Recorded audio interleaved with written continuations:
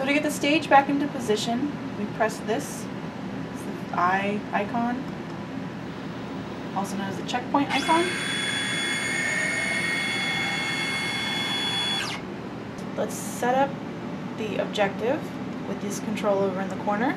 5, 20, 40, and 100x are the objectives to choose from. I always start at 5x just to find the sample. Once you've selected your objective, you're going to want to focus.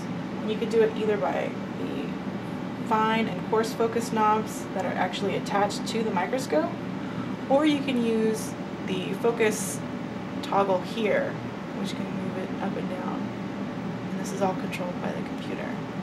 You could do fine movements, single micron movements using these arrows there. Now this, what you're looking at, is actually the cryo matrix that we cut the sample in yesterday. This is not cellular material. This isn't what you want to be looking for or cutting into because it's not tissue. Sometimes because these slices are done so thin, it's hard to tell exactly what is actual plant material and what is not. You know, what is actually cryo matrix. So with a little bit of practice, you can become a pretty good expert at telling the difference. So now we have our slide in focus. We're looking at cryomatrix, so we know our sample is nearby. And the way that we can actually move the stage is by moving our cursor to the upper corners, or in the upper, lower, and side areas where this larger arrow appears. If you just push the mouse button, the left button, you can actually move the stage. You can scroll really fast if you want to move between slides, or if you think you're pretty close to what you want to look for, you can move a lot slower just by toggling this right here. So we're going to search for something on our slide, and we come across a cross section of an Arabidopsis stem that we had applied to the slide with the cryosectioning procedure that we did yesterday. You can see the outer cell membrane, or the outer stem membranes, and you can make out xylem. So I think it'd be interesting to try to cut out xylem specifically for this experiment.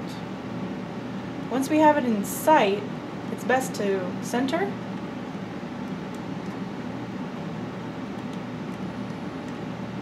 something like this, and then we can change the objective. You can do the cutting at 5x, but it isn't as powerful. It'd be better to do the cutting at something like 20 or 40x. So change the objective by pulling down this pull down menu on the top right to 20x.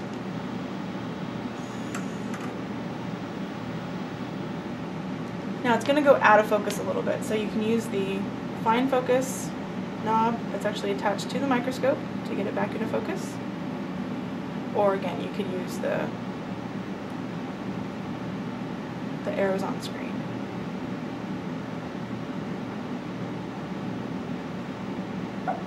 So here you can see actual cellular materials, because they're kind of those perfect square shapes that have been smashed. If you can imagine, they were about 8 microns tall or 20 microns tall during cryosectioning, and then in the washing procedure some of them have collapsed. But what we can see very clearly are these xylem vessels. And if that's what we want to cut out, and we're interested in what's inside there, this is what we select with the laser. There's a number of different ways that you can do that down at the bottom here. You can choose to freehand draw an arrow or an area for the laser to cut. You could try straight lines.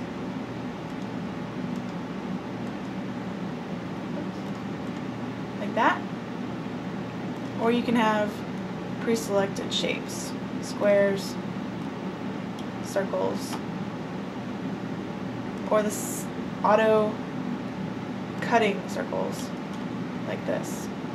Now this is purple because it has a little dot inside, and what the laser does is it cuts around the outside first, and then it will actually shoot this main dot in the middle in order to launch the tissue up into your cap. So if you're just going to cut tissue, you can use this pull down menu down on the bottom right. You can choose to cut, join cuts, close and cut, and that refers to if you're doing freehand drawing, Laser pressure catapulting, which refers to just blasting away the tissue. You could do auto laser pressure catapulting, and there are settings for that.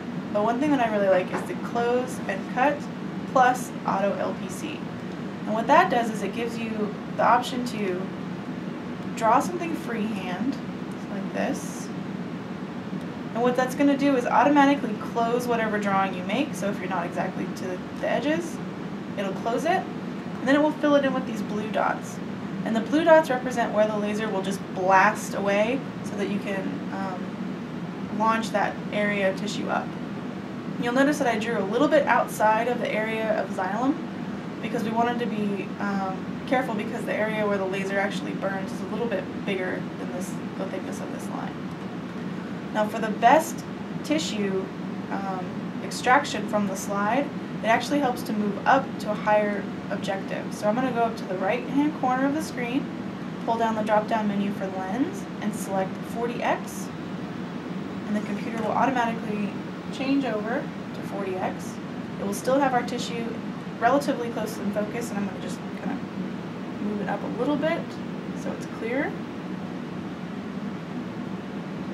Like that. And then we just start the process.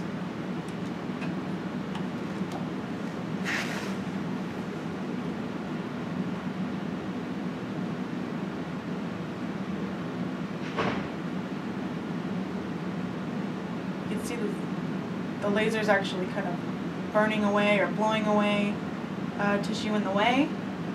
So those are just cell walls. And then the pressure catapulting happens, and it just gets that tissue, shoots up from behind or underneath the slide, and launches it upwards.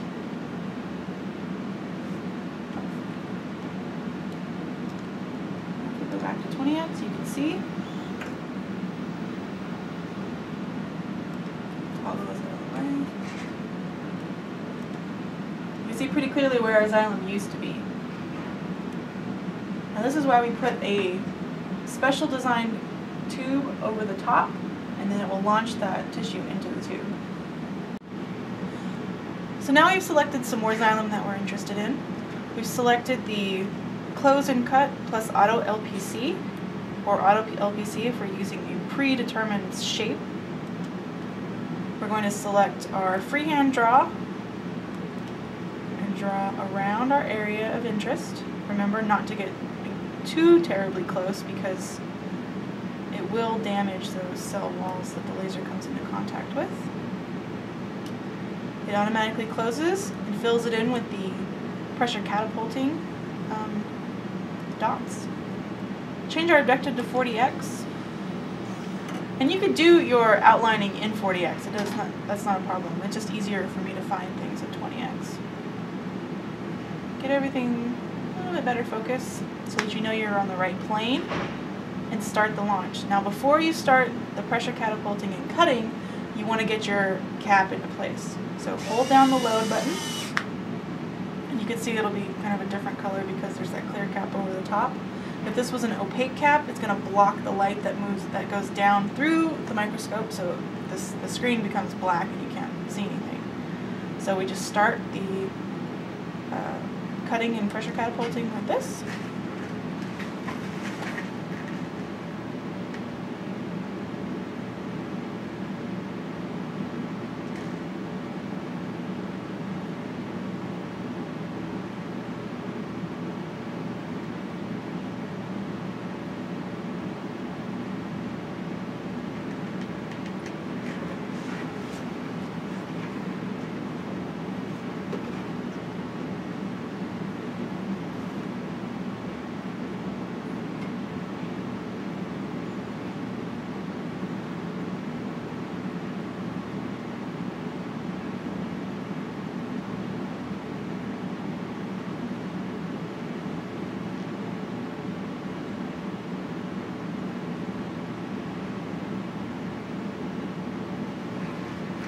So at this point, ideally, our sample has been launched into the cap right above the slide. We're going to remove it by pressing the red load button, gently pulling it out of the tube holder, and closing the lid. Now at this point, depending on your downstream application, you'd want to keep it on ice, or if you're using something like the Arcturus PicoPure RNA isolation kit, you would add your buffer and then do the incubation at 60 degrees. But as it is, we're just going to put this in on ice.